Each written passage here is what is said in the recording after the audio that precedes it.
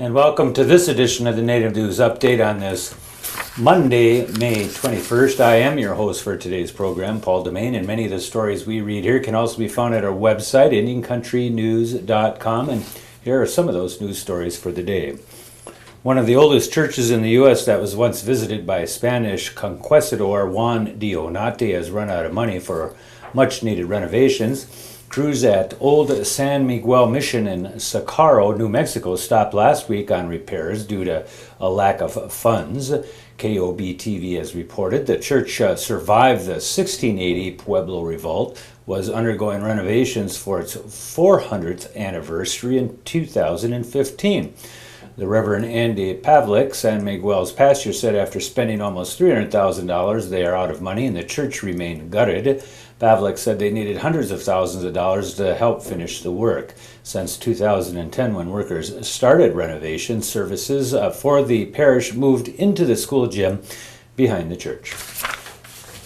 The Chickasaw Nation is partnering with Natchez Trace Parkway for developing a heritage center in Tupelo. The center will be at the current Chickasaw Village site on the parkway near the McCullough Boulevard exit. The goal is to build replicas of historical Chickasaw living quarters there, among other interpretive exhibits, both indoor and outdoor.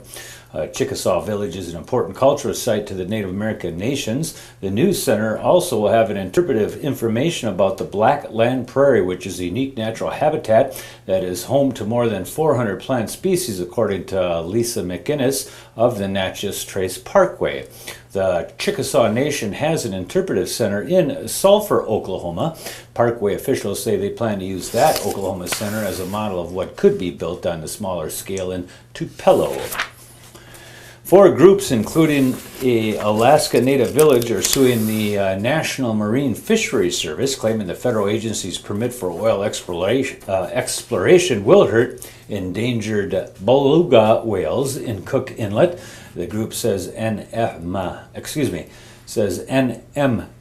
improperly granted the permit to Apache Alaska Corporation for seismic exploration that will include ear-splitting underwater noise that threatens the survival of the whales. The plaintiffs are the native village of Chickaloon, the Natural Resources Defense Council, the Center for Biological Diversity, and the Center for Water Advocacy. A survey last June counted 284 whales, down from a population of about 1,300. NMFS spokeswoman Julie Spiegel says the agency can't comment on pending litigation.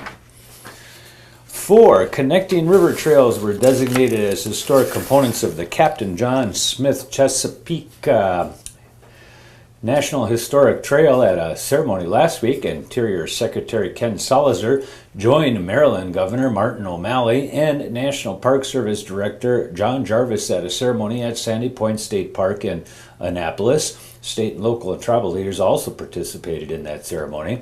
The designation is part of the President Barack Obama's America's Great Outdoors Initiative. 4 rivers in 5 states will be recognized for their significance to 17th century American Indian cultures and trade routes. The rivers are the Susquehanna, Chester, Upper Nanticoke, and Upper James Rivers. A former 3 affiliated tribes law enforcement officer is accused of harboring 2 men who escaped from a jail in Newtown recently.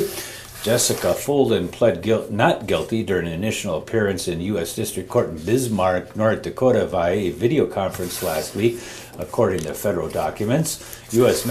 Magistrate Judge Charles S. Miller Jr. released her on a personal recognizance bond, meaning she did not have to pay to post any cash to get out of jail. Bureau of Indian Affairs Special Agent Michael White testified in an affidavit that 2 men who escaped from the Gerald Tex Fox Justice Center earlier this month and took refuge in Folden's home in Newtown. Folden allegedly lied to investigating officers about the whereabouts of the fugitives and initially refused to allow officers to search her home. After approximately 2 hours, Folden allowed offers to enter the apartment, and officers located Jake Whitebody and Brandon Young Wolf inside the residence, according to White's report.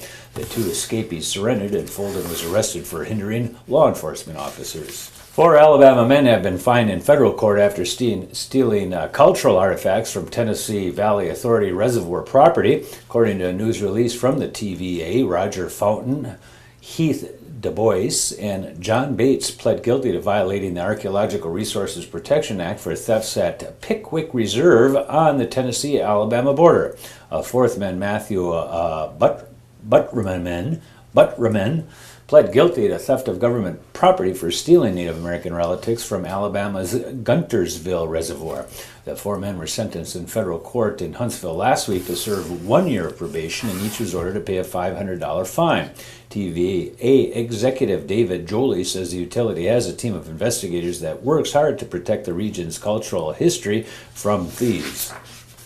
The Cheyenne and Arapaho tribes have amended a complaint against a Clinton, Oklahoma bank that froze its account because of an internal dispute to include a Custer County judge.